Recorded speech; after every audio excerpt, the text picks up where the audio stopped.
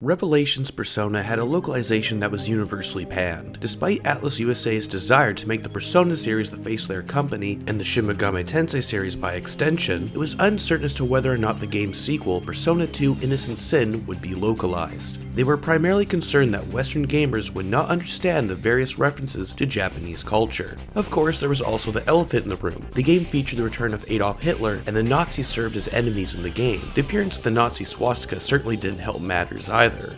Ultimately, Atlus USA decided to not localize Innocent Sin. Officially, it was stated that the primary factor behind this decision was a shortage of staff and resources. Instead, the sequel and second part of the Persona 2 duology, Persona 2 Eternal Punishment, was selected to be localized and released in North America on December 22, 2000. The localization for this game was significantly different than that of Revelations Persona. Atlus refers to Eternal Punishment as the halfway point in their localization history, in that they were trying to stay faithful to the original Japanese release, but had to make some concessions such as the use of names and characters or locations based on the localization from Revelations Persona. Now, eventually Persona 2 Innocent Sin saw a Western release in the form of an enhanced port for the PSP on September 20th, 2011. Persona 2 Eternal Punishment would also receive a similar port job, but this version of the game remains to this day unlocalized. These enhanced ports included remixed versions of the soundtracks, fancy new opening animations, some changes to the interface, changing the aspect ratio to 16:9, new character artwork, as well as some new side quests and content additions. Seeing as how closely tied these two titles are, as they are essentially one game divided into two parts, I'll be reviewing the entire Persona 2 duology. Since this is a Western retrospective, I'll be covering the PSP port of Innocent Sin and the PlayStation version of Eternal Punishment, seeing as these are the versions of the games that are the only ones to see a Western release. So, how has time treated these titles? And more importantly, is Persona 2 a more enjoyable experience than the original Persona? Innocent Sin and Eternal Punishment take place several years after the original Persona in Sumeru City. Each game follows a group of students and young adults from the city, as well as some familiar faces returning from the first Persona. In Innocent Sin, players follow the story of a silent protagonist, Tetsuya Suho, a senior student of Seven Sisters High who ends up investigating a rumor behind a curse. Naturally, Tetsuya and his friends meet Philemon, acquire the power of the self, Persona, and come into conflict with an individual called the Joker, a mysterious being who grants the wishes of those who call upon him. However, upon their own meeting with the Joker, he tries to kill our heroes by summoning demons, and from there, the story only gets crazier. The plot expands in many exciting and certainly unexpected ways, making for a gripping and often dark story that is very compelling. I won't divulge any further details of the plot, as this is a game you play for its story, and both Persona 2 games are worth going through for their story alone. Eternal Punishment, on the other hand, takes place in the same city a few months after the events of Innocent Sin, with many characters returning to some extent. Eternal Punishment follows Maya Amano, a reporter for the teen magazine Coolest, who is a party member in Innocent Sin. Now as the leading character, Maya is a silent protagonist, and with a group of adults, investigates rumors surrounding an individual called the Joker. This particular Joker is not exactly the same as his counterpart in Innocent Sin. Maya and friends quickly acquire Persona, and get themselves another adventure dealing with demons, the occult, and something referred to as the other side. While it makes sense to play Innocent Sin prior to Eternal Punishment, as Eternal Punishment is the conclusion to the Persona 2 duology, each game can be played without knowledge of the other. Playing Innocent Sin first will allow players to connect the dots between the two titles, as well as providing more context to various situations and references to the previous game. However, playing Eternal Punishment first is also a valid way to experience the story. Lacking the context that Innocent Sin establishes makes the narrative Eternal Punishment more of a mystery. There'll be various references lost to players that play Eternal Punishment prior to Innocent Sin, but having no knowledge of Innocent Sin may make certain plot revelations more shocking and by extension more impactful. There are merits to playing in or out of order, but my experience with Persona 2 was playing Eternal Punishment, then playing through Innocent Sin, which I found to be a satisfying means of experiencing both games. Regardless, the overall story of the Persona 2 duology is in my opinion the best of the Persona sub-series, and even ranks among the best of the entire Shin Megami Tensei series as a whole. Persona 2 makes great use of its contemporary setting, allowing players to freely explore the city, engage in side quests, chat with NPCs, with many having dialogue that changes throughout the game. It also sports a very well developed cast of characters, being quite ahead of its time, even including an optional romance subplot between two male party members. I also found it refreshing in a eternal punishment to have a party consisting of mostly adult characters. Persona 2 tells one of the darkest and tragic stories within the genre, and in my opinion, should not be missed. So the story is good, but what about the gameplay? Persona 2 is definitely an improvement over its predecessor, but that doesn't mean the games of the Persona 2 duology don't have shortcomings of their own. While remaining somewhat faithful to the gameplay systems established in Persona 1, both Persona 2 titles introduce many new gameplay elements of their own, and changing some from the original. For starters, dungeon crawling no longer takes place in first person, and instead uses a familiar angled top-down view, which is a welcome change. Negotiations remain mostly as they were in Persona 1, so I won't go into too much detail, though they have seen some slight tweaks. For instance, dialogue options with different party members and demons are fewer, making the process slightly streamlined, now relying on choosing the right character to negotiate with the enemy rather than choosing the correct option to succeed in negotiations. Although the system still feels somewhat random and prone to rely on chance more than figuring out the correct dialogue choices. Additionally, instead of gaining a new persona card from a successful negotiation, you now receive tarot cards of a certain arcana, of which are used in creating new persona. And this brings me to one of my issues with Persona 2 as a whole: tarot card grinding. In the beginning of each game, you earn a pitiful amount of tarot cards per successful negotiation, which is a problem since creating new persona often require dozens, if not hundreds, of arcana-specific tarot cards to create a single persona. With 5 party members, consistently updating your party with new persona throughout your adventure across both games quickly becomes a boring and time-consuming task. Although this issue is less prevalent during the mid to late game of both titles, as enemies gradually drop significantly more tarot cards.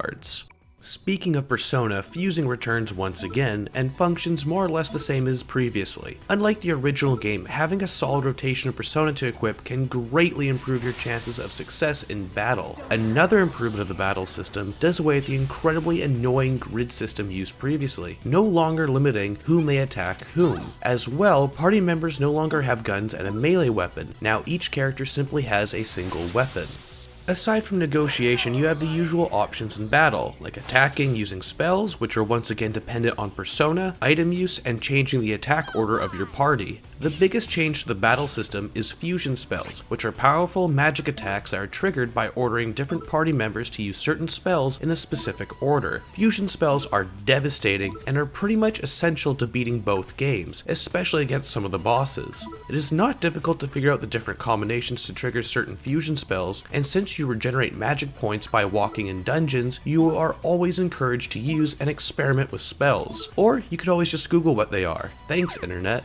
Overall, I much prefer the battle system of Persona 2 when compared to that of the original. Both Innocent Sin and Eternal Punishment use more or less the same system. The only issue with battles is that they can become rather time-consuming, particularly when you're trying to grind tarot cards. As well, the encounter rate across both Persona 2 titles is quite high, so expect to be in battle a lot. Abusing fusion spells can make most of the game fairly easy, but the second half of each game throws enough challenging encounters at you to keep the overall difficulty level feeling fair overall.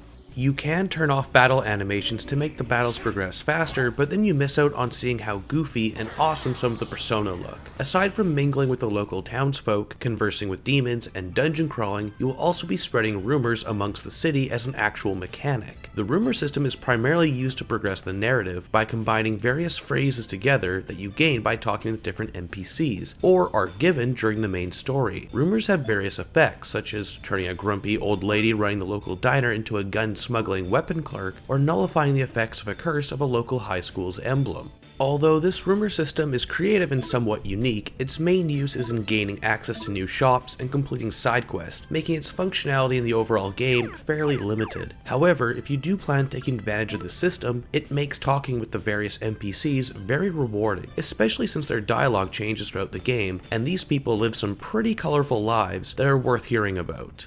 In terms of visuals, Persona 2 looks considerably better than its predecessor. The environments and backgrounds are typically low-poly 3D models, while the characters are 2D sprites. The sprites in particular are a massive improvement when compared to those seen in the original Persona. Aside from having much more detail and better reflecting each character's portrait illustration, the sprites here have a lot more animation, which helps cement certain character quirks, like Tatsuya playing with his lighter. The visuals also help betray its dark story. Shady-looking buildings look sketchy, creepy cult hideouts appear ominous and foreboding. The graphics as a whole have aged fairly well when compared to other RPGs of the era.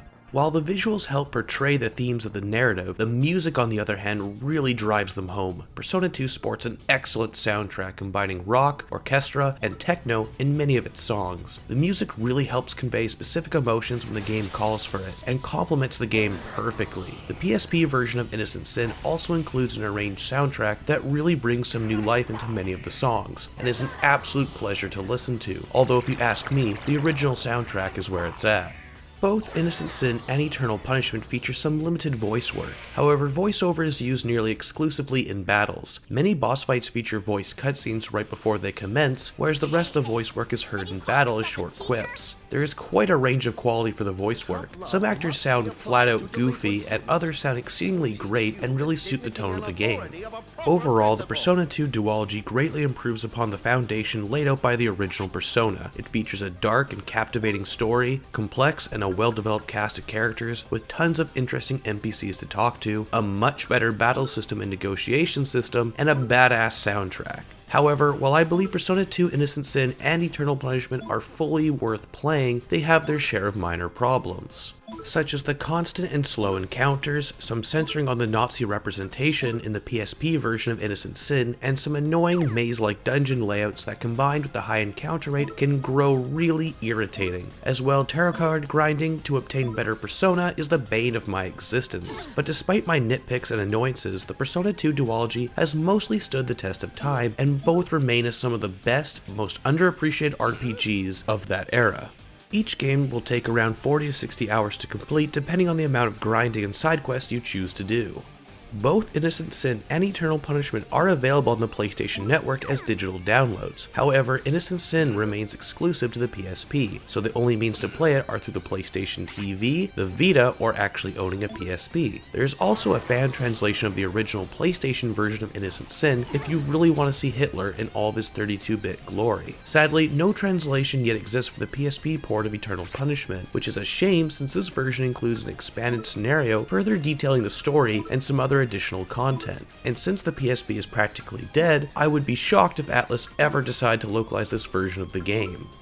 Well, that's all for now. Be sure to stay tuned for the next part of the SMT Retrospective, in which I'll be looking at another attempt of Atlus trying to draw in children to the series. As always, it's been Darren of the Gaming Pilgrimage.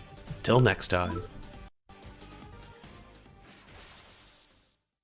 Hey everyone, apologies for the delay in this particular video. It's been a long time coming. Playing through both Persona games and creating the script for this particular review was rather time consuming. As well, my whole Japan trip got in the way of the release of this video. But everything should be back on track now. Hopefully the rest of the retrospective series will go a bit smoother and have a more consistent release schedule. With that said, the next few videos are going to be focusing on Fire Emblem Fates. I finally picked up the game and I've already completed the Conquest title. As such, I'll be doing individual videos for each version of the game, and after I finish all three paths, I'll be doing a complete retrospective episode on Fire Emblem Fates like the other retrospective series I do. So with that said, see you guys next time.